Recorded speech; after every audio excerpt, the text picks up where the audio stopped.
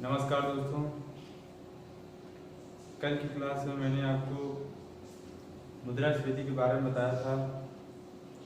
मुद्रास्फीति क्या होता है, तरलता का संबंध क्या होता है, मांग का संबंध क्या होता है, ये सब सारी बातें मैंने की थी। उसको एक बार थोड़ा सा सुन लीजिए। मैंने मुद्रास्फीति का अध्याय खोला था जिसको मैंने इंग्लिश में बताया था इन्फ्लेशन। क्या कहा था? इन्फ्लेशन। मुद्रास्फीति को समझने से पहले मैंने आपसे यह कहा था कि बाजार अर्थव्यवस्था को आप जान लीजिए। बाजार अर्थव्यवस्था मैंने बताया था कि बाजार अर्थव्यवस्था दो भागों में बांटते हैं, एक मांग और पूर्ति। पूर्ति का मतलब क्या होता है? उत्पादन से संबंधित होता है। पूर्ति का मतलब उत्पादन से। और मांग का संबंध किससे होता है? तरलता से होता है। किससे होता है? तरलता से होता है। मैंने आपको बताया था कि तरलता का अर्थ क्या होता है भाई? कोई भी वस्तु बिना आसानी से, बिना किसी नुकसान के अगर मुद्रा में परिवर्तित हो जाता है तो उसे हम क्या कहते हैं? तरलता। और मुद्रा को हम कभी कभी द्रव्य भी कहते हैं। तरलता के क्रम में मैंने सबसे पहले किसको रखा था? तरलता के क्रम में मैंने आपको बताया था कुछ बैंक खाते आते हैं। जैसे मुद्रा के बाद मैंने कहा था कि मांग जमा खाता, या जिसको मैंने कहा क्या था? चालू खाता कहा था। फिर इसी तरह मैंने कहा क्या कहा था भाई? बचत खाता कहा था। फिर मैंने सावधि जमा खाता बताया था आपको।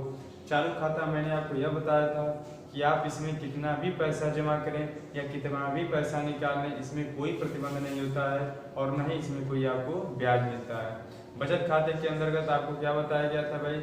इसमें पैसा जमा करने पर तो कोई प्रतिबंध नहीं होता है, लेकिन पैसा निकालने पर क्या होता है भाई?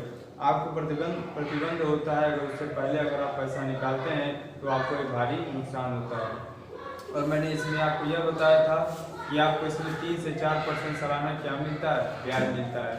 इसके बाद मैंने सावधि जमा खाता बताया था जिसको एफडी और आरडी में बटा था।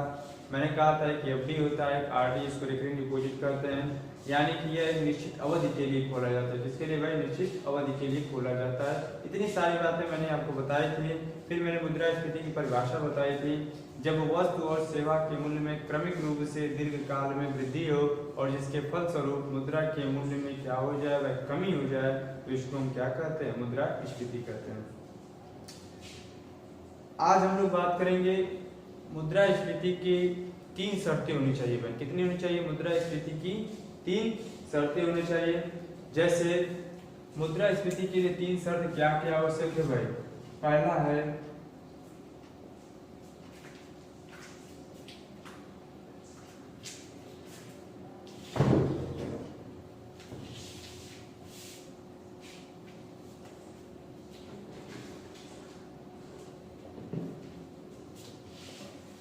पहली शर्त यह है, परिभाषा से ही मैंने लिया था,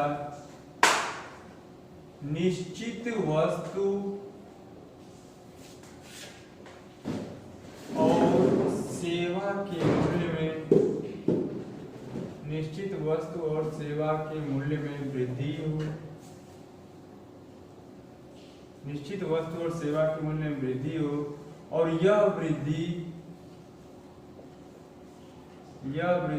क्रमिक रूप से दीर्घकाल में हो, जिसके फलस्वरूप मुद्रा के मूल्य में क्या हो भाई? कमी हो। क्या हो? मुद्रा के मूल्य में कमी हो। तो मुद्रास्फीति के लिए 3 आवश्यक शर्त क्या है भाई? मुद्रास्फीति के लिए 3 आवश्यक शर्त हैं कि निश्चित वस्तु और सेवा के मूल्य में क्या हो? वृद्धि हो और यह वृद्धि क्रमिक रूप से दीर्घ काल में हो, जिसके फलस्वरूप क्या हो जाए? मुद्रा के मूल्य में कमी हो जाए। ये मुद्रास्फीति के लिए भाई 3 शर्त होना क्या होना चाहिए भाई? 3 शर्त जो है बहुत जरूरी है, जिसको आपको जानना है। आइए कुछ इसके स्टेटमेंट से थोड़ा गुजर जाइए, जो आप लोग के लिए तो जरूरी नहीं है। अगर आप कोई अदर एग्जाम देते हैं, कोई बड़ा एग्जाम, उसमें यह तथ्य आपके लिए इम्पोर्टेंट हो जाता है, अन्यथा वनडे एग्जाम के लेवल पर इस तथ्य को याद रखना जरूरी नहीं है।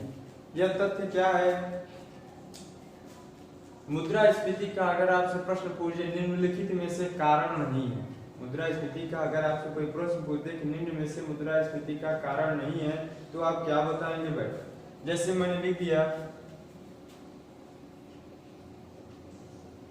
मुद्रास्फीति का अर्थ, क्या लिख दिया? मुद्रास्फीति का अर्थ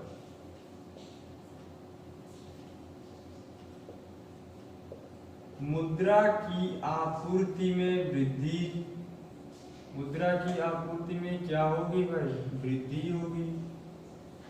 ये सब बात मैं आपको बता चुका हूँ। आपूर्ति का मतलब क्या होता है, करेंसी का मतलब क्या होता है, वस्तु और सेवा के मूल्य में,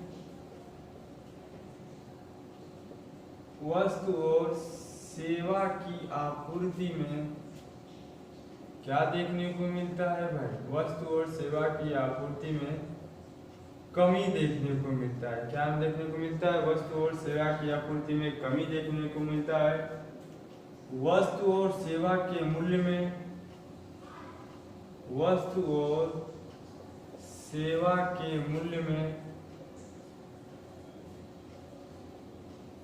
वृद्धि देखने को मिलता है। मुद्रा के मूल्य में,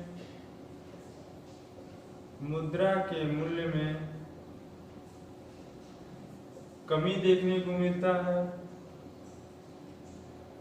और बात अगर करें मांग में, क्या होगा भाई, मांग में वृद्धि होता है, जिसके फलस्वरूप तरलता में भी क्या होती है भाई, मांग का संबंधी तरलता से होता है, इसलिए तरलता में भी क्या होता है, वृद्धि होता है।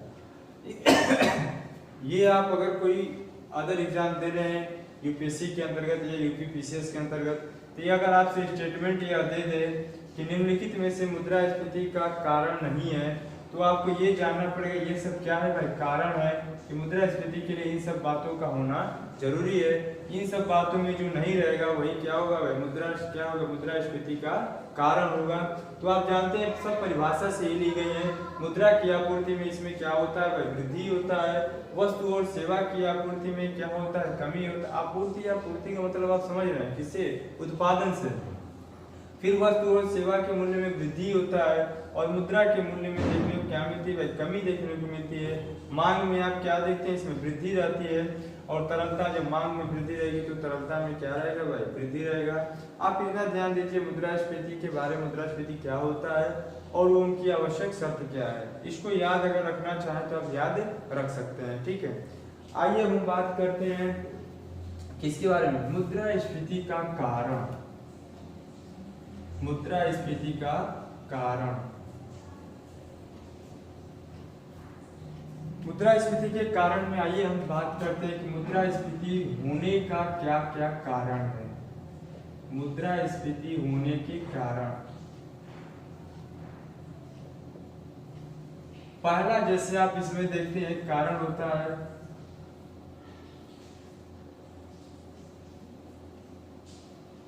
एक, इसमें आता है लागत जन्य।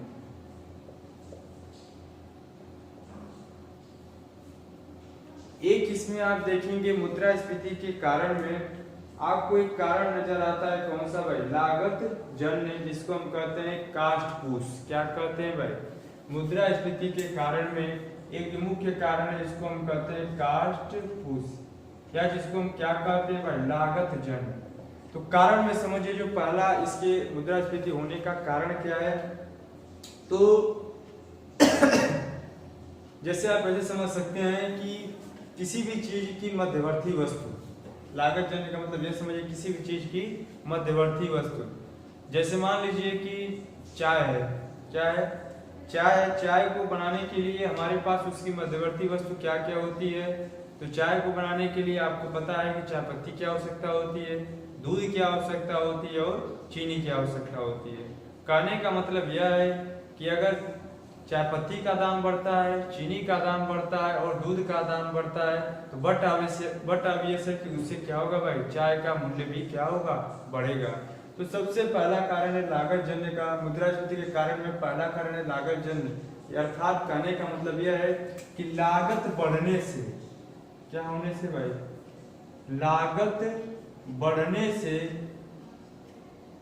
अगर वस्तु का मूल्य बढ़ने लगता है तो उसके कारण जो मुद्रास्फीति होती है उसे हम क्या कहते हैं, लागत जन्य मुद्रास्फीति कहते हैं। दूसरा जो मुद्रास्फीति का कारण है उसको हम कहते हैं आयातित, इसको हम कहते हैं इम्पोर्टेड, एक दूसरा मुद्रास्फीति बढ़ने का कारण यह है आयाती। जैसे मतलब आयात का मतलब आप समझ रहे हैं, आयात और निर्यात का। विदेशों से जो चीज हम मंगाते हैं उसको हम क्या कहते हैं, आयात कहते हैं, और अपने देश से किसी दूसरे देश में जब उन चीज को बेचते हैं तो उसको हम क्या कहते हैं, निर्यात करते हैं। वर्तमान में अगर देखा जाए भारत में, तो आप देखेंगे कि कच्चे तेल, भारत जो सबसे ज्यादा आयात किसी का करता है, कच्चा तेल और सोने का। किसी करता है भारत जो है, कच्चा तेल और सोने का। आप देखेंगे कि कच्चा तेल लगभग भारत वर्तमान में 85 से 90% आयात करता है। क्या करता है, 85 से 90% कच्चे तेल का आयात करता है। और अगर मैं सोने की बात करूं तो आपको पता होगा कि भारत 800 से 900 टन मिलियन क्या करता है, सोने का भी आयात करता है। क्या करता है, सोने का आयात करता है। अब आप भी बताइए, जब कच्चे तेल में क्या होगा, वृद्धि होगी। कच्चे तेल में क्या होगा, कच्चे तेल में वृद्धि होगा, जिसके फलस्वरूप क्या होगा भाई, पेट्रोल व डीजल भी बढ़ेगा। क्या होगा, पेट्रोल व डीजल में भी क्या होगा भाई, वृद्धि होगा, जाहिर सी बात है। और जब पेट्रोल व डीजल में वृद्धि होगा तो इससे क्या होगा भाई, परिवहन में वृद्धि होगी। क्या है, परिवहन में वृद्धि, यानी परिवहन क्या होगा, महंगा हो जाएगा।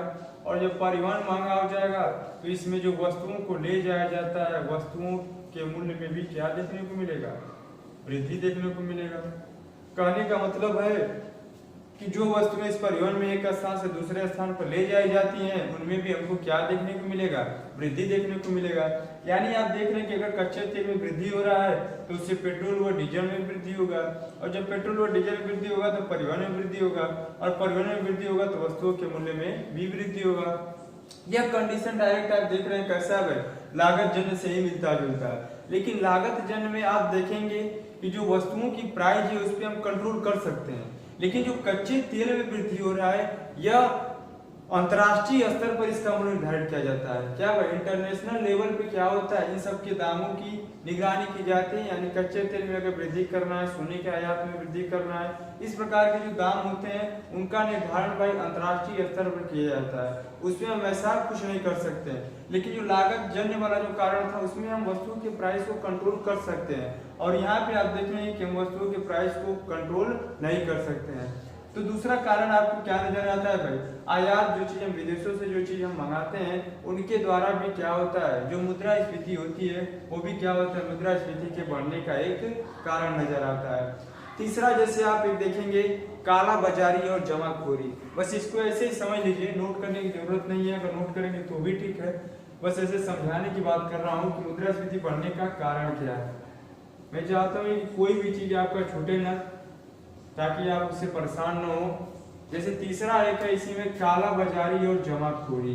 क्या है भाई, काला बाजारी और जमाखोरी।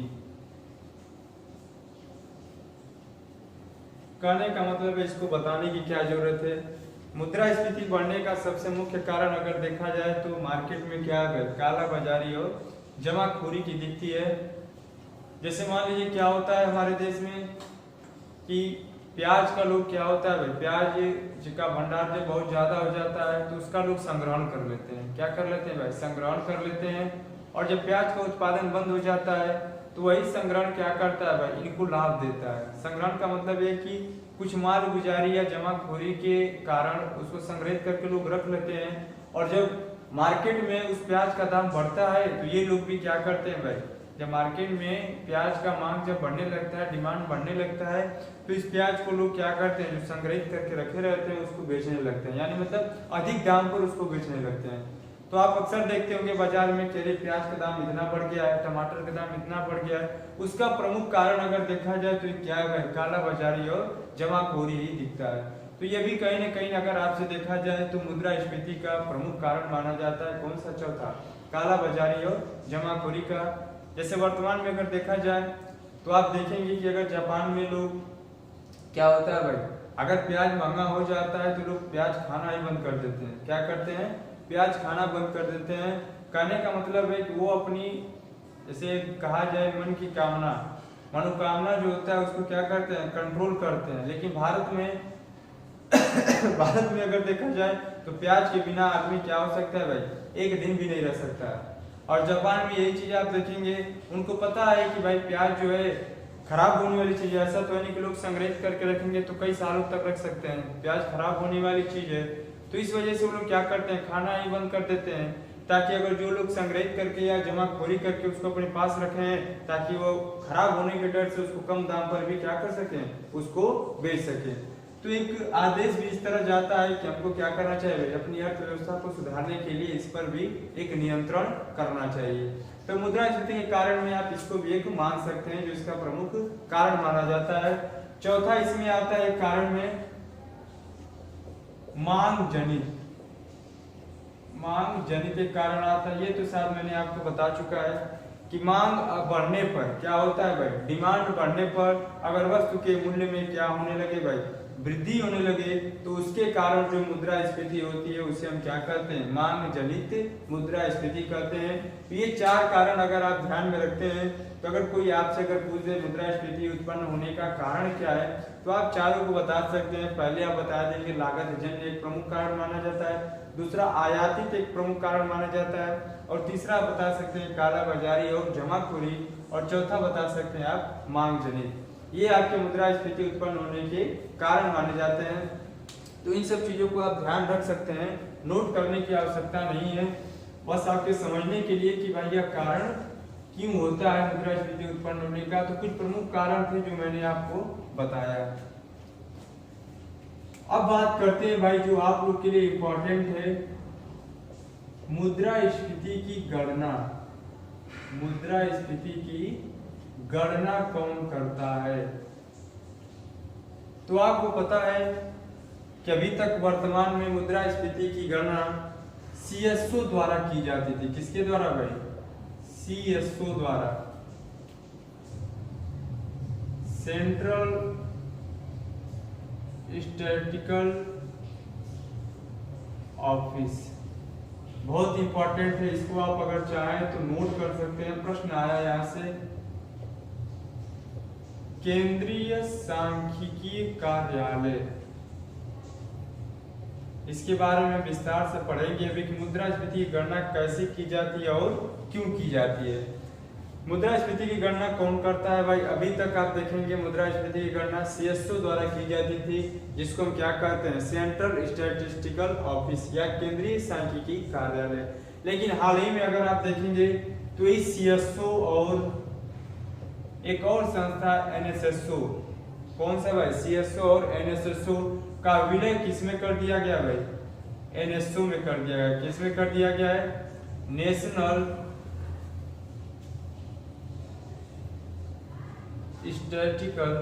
स्टैटिस्टिकल ऑफिस,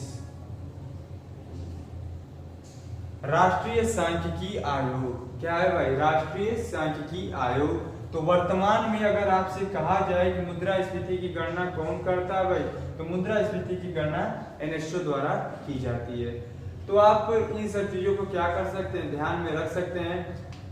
अगले दिन हम बात करेंगे, थोड़ा लंबा टॉपिक हो जाएगा, कि भाई इसकी गणना कैसे की जाती है, पूरा विस्तार से उसको पढ़ेंगे। उसके पहले आप इतनी सारी बातें याद रखिएगा, आपको जो बताया गया अभी तक मैंने आपको क्या बताया था भाई, मुद्रास्फीति होने के लिए 3 आवश्यक शर्त, उसको ध्यान में रख सकते हैं। और जो स्टेटमेंट दिया था उसको आप नोट कर लीजिएगा, और जो कारण बताया गया था उसको आप ध्यान में रख सकते हैं।